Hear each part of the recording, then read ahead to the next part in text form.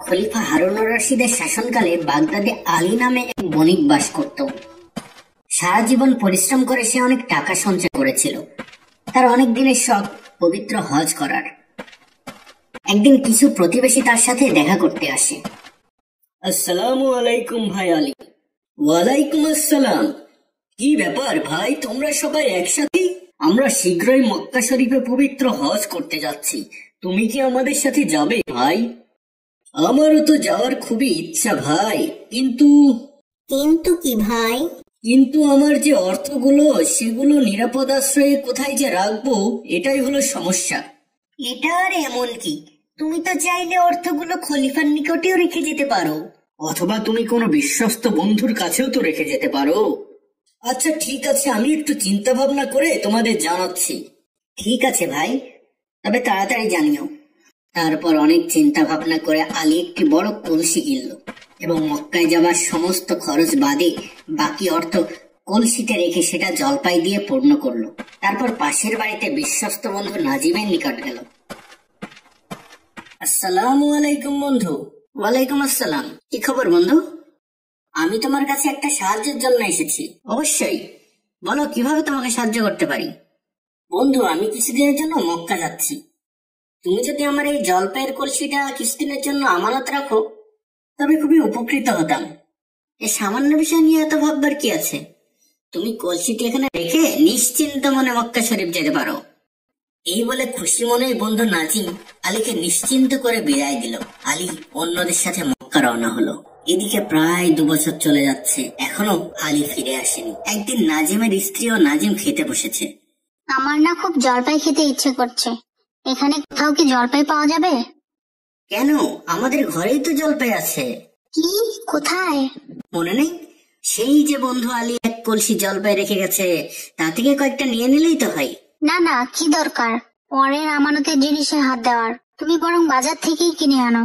2 বছর হয়ে গেছে আলী গেছে, এখনো তার কোনো খোঁজ পাওয়া যায়নি। জীবিত আছে কিনা কে জানে।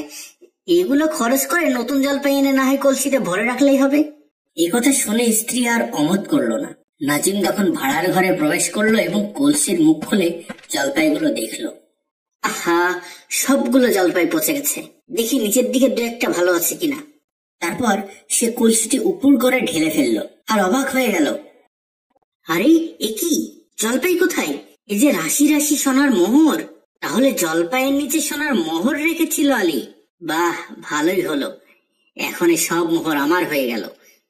আমার কাছে জলপাই আমানত দিয়ে গেছে সে, মোহর তো আর দেয়নি। তারপর নাজিম খুশি মনে সমস্ত মোহর তার সিন্ধুকে তুলে রেখে দিল। এরপর বাজার থেকে 1 ঝুড়ি টাটকা জলপাই কিনে নিয়ে এসে কলসিতে ভরে রাখলো। কিছুদিন পর আলী মক্কা থেকে ফিরে এলো এবং এসে বন্ধুর বাড়িতে গেল। আসসালামু আলাইকুম বন্ধু নাজিম। ওয়ালাইকুম আসসালাম বন্ধু আলী, মক্কা থেকে কবে ফিরে এলে? কালকে রাতেই ফিরেছি। এসো এসো, খাওয়া দাওয়া করবে, এসো। তারপর আলী বন্ধুর বাড়িতে খাওয়ার শেষে বন্ধুর নিকট থেকে কলসিটি চেয়ে বাড়ি নিয়ে চলে এলো। বাড়ি গিয়ে আলী দেখলো যে কলসিতে একটিও মোহর নেই। উপর থেকে নিচ পর্যন্ত শুধুই টাটকা জলপাইয়ে ভর্তি। আল্লাহ, আমার মোহর গেল কোথায়? নিশ্চয় বন্ধু নাজিম কলসির সব মোহর চুরি করেছে। বিষণ্ণ মনে আলী আবার নাজিমের কাছে ফিরে গেল এবং মোহরগুলো ফিরিয়ে দেওয়ার জন্য অনুরোধ করলো। নাজিম বিস্ময়ের ভান করে বলল, সে কি, তুমি আমার কাছে জলপাই রেখে গেলে, এখন মোহর চাচ্ছ, বিষয় কি? আলী তখন বন্ধুর নিকট পুরো ঘটনা খুলে বলল এবং মোহরগুলো ফিরিয়ে দেওয়ার জন্য বারবার তাকে অনুরোধ করলো। কিন্তু কিছুতেই কিছু হলো না। বহু অনুনয় বিনয় করা সত্ত্বেও মোহরগুলো ফিরিয়ে দিতে নাজিম রাজি হলো না। অগত্যা আলী কাজীর দরবারে গিয়ে নালিশ জানালো। কাজীর তলবে নাজিম বিচারালয়ে হাজির হলো। কাজী তাকে প্রশ্ন করলেন, তুমি আলীর গচ্ছিত কলসিটি ফিরিয়ে দিলে, ওর ভিতরের মোহরগুলো দিচ্ছ না কেন? হুজুর, ও আমার কাছে 1 কলসি জলপাই গচ্ছিত রেখেছিল, তা তো পেয়েছেই। আমি তো কলসির মুখ খুলিনি, কি করে জানবো ওতে কি ছিল? আলী, তুমি যদি প্রমাণ দিতে পারো যে তোমার কলসিতে জলপাইয়ের নিচে মোহর রেখেছিলে তবে অবশ্যই তা পাবে। কিন্তু আলী কিভাবে প্রমাণ করবে যে জলপাইয়ের নিচে মোহর রেখেছিল? তা তো সে আর আল্লাহ ছাড়া কেউ জানে না। কিছুদিনের মধ্যে সারা বাগদাদে এই ঘটনার কথা ছড়িয়ে পড়ল। একদিন খলিফা নিজ অভ্যাস মতো উজিরের সাথে বেড়াতে বের হয়েছিলেন। সেদিন ছিল পূর্ণিমা রাত। জ্যোৎস্নার আলোয় চারিদিকে আলোকিত হয়ে উঠেছিল।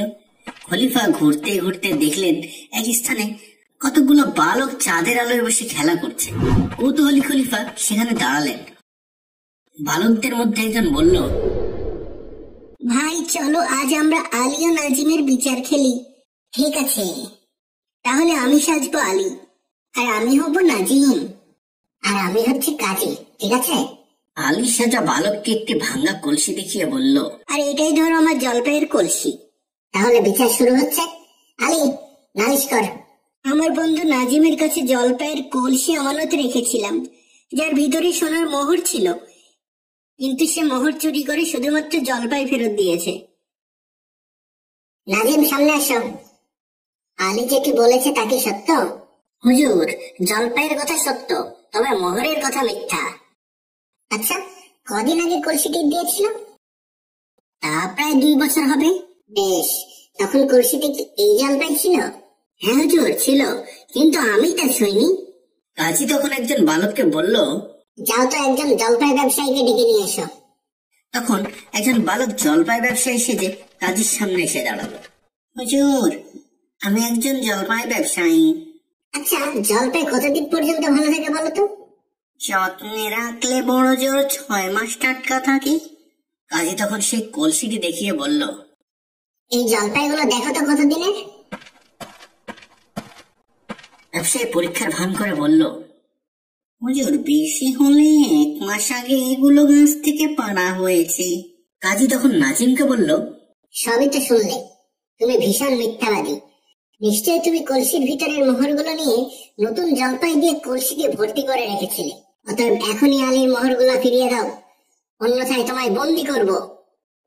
নাজিম তখন সব স্বীকার করে আলীর মোহরগুলো ফিরিয়ে দিল। বালকের বিচার ক্ষমতা দেখে খলিফা ও উজির বিস্মিত হলেন। খলিফা বালকদের বললেন, বালকেরা, তোমরা আগামী দিন আমার বিচারালয়ে গিয়ে আলী ও নাজিমের বিচারটি করবে। ঠিক আছে? বালকেরা আনন্দিত মনে রাজি হলো। পরদিন সকালে বালকদের বিচার দেখতে বিচারালয়ে অনেক মানুষের ভিড় হলো। খলিফা আলী ও নাজিমকে তার দরবারে ডাকলেন এবং সে বালকদেরও নিয়ে এলেন। যথা নিয়মে সে বালক কাজীর আসনে বসে বিচার করতে আরম্ভ করলো এবং গত রাতের মতোই সে সঠিকভাবে বিচার করে নাজিমকে দোষী সাব্যস্ত করলো। তখন নাজিম বাধ্য হয়ে তার সকল অপরাধ স্বীকার করলো। আমার ভুল হয়ে গেছে হুজুর, আমাকে ক্ষমা করে দিন, আমি এক্ষুনি আলীর মোহরগুলো ফিরিয়ে দিচ্ছি। দরবার সদ্য সব মানুষ তখন সেই বালকের প্রশংসা করতে লাগলো। খলিফা তখন খুশি হয়ে সেই বালকের শিক্ষার দায়িত্ব নিলেন এবং বড় হলে তাকে কাজীর পদ প্রদান করে পুরস্কৃত করলেন। কেমন লাগলো আজকের গল্পটি কমেন্ট করে জানান।